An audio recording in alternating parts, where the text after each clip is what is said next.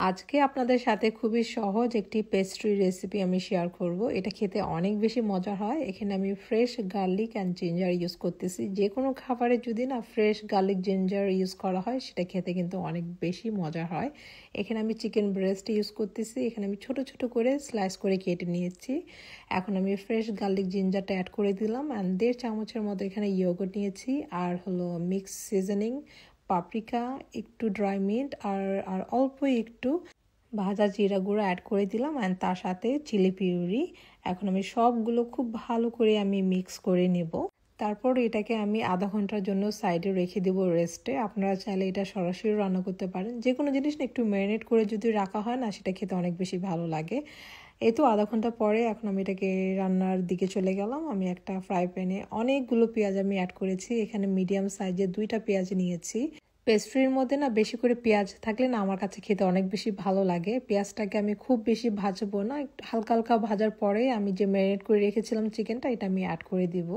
বাংলাদেশের যে প্যাটিসগুলো আছে ওগুলোর মধ্যে কিন্তু প্রচুর পরিমাণ পেঁয়াজ থাকে। আর বাংলাদেশের প্যাটিস খেতে তো অনেক বেশি মজার। যদি আমি কম্পেয়ার করি এখানকার সাথে, আকাশ পাতাল হলো তফাৎ। এখন এই পর্যায়ে আমি স্বাদ মতো লবণ দিয়ে দিলাম। আগে কিন্তু আমি কোনো ধরনের লবণ ইউজ করিনি। এটা খুবই সিম্পলভাবে হলো পেস্ট্রির যে পুরটা আমি বানাচ্ছি। আপনারা চাইলে এখানে আরও অনেক কিছু ইউজ করতে পারেন। এখন লাস্টের দিকে আমি একটু ডার্ক সয়া সস অ্যাড করে দিলাম। এটা চাইলে স্কিপ করতে পারেন যদি বাসায় সয়া সস না থাকে। তারপর এটাকে আমি একটু 3-4 মিনিট এটাকে খুব ভালো করে মিক্স করে এটাকে আমি নামিয়ে ফেলবো। আর এখন আমি একটি পেস্ট্রি শিট নিয়ে নিচ্ছি। পেস্ট্রি শিট আপনারা যে কোনো জায়গায় পাবেন, যে কোনো সুপার মার্কেটে আসলে পাওয়া যায়।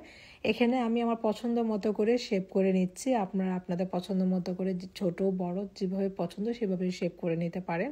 এখন আমি পুরটা দিয়ে একটু সুন্দরভাবে এটাকে ক্লোজ করে দিব। তারপর একটা আমি ফক দিয়ে সুন্দর করে এভাবে সিল করে দিব চারদিক দিয়ে। এখন আমি এভাবে বাকি সবগুলো পেস্ট্রি আমি বানিয়ে ফেলবো। আমি সবসময় অনেকগুলো পেস্ট্রি একসাথে বানিয়ে আমি ফ্রোজেন করে রেখে দিই। যখনই খেতে মন চায় জাস্ট শুধু ফ্রিজ থেকে বের করি আর বেক করি। আর এটা চা দিয়ে খেতে আমার কাছে না অনেক বেশি ভালো লাগে।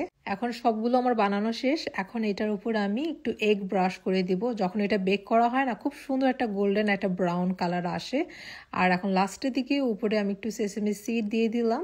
বাকি সবগুলো আমি ফ্রোজেন করে 3টা আমাদের জন্য আমি বেক করে ফেললাম। একদম গরম গরম পেস্ট্রি খেতে কিন্তু অনেক বেশি মজার। আমার এই রেসিপি দেখে একবার হলো ট্রাই করতে পারেন। ভালো থাকবেন সবাই। আল্লাহ হাফেজ।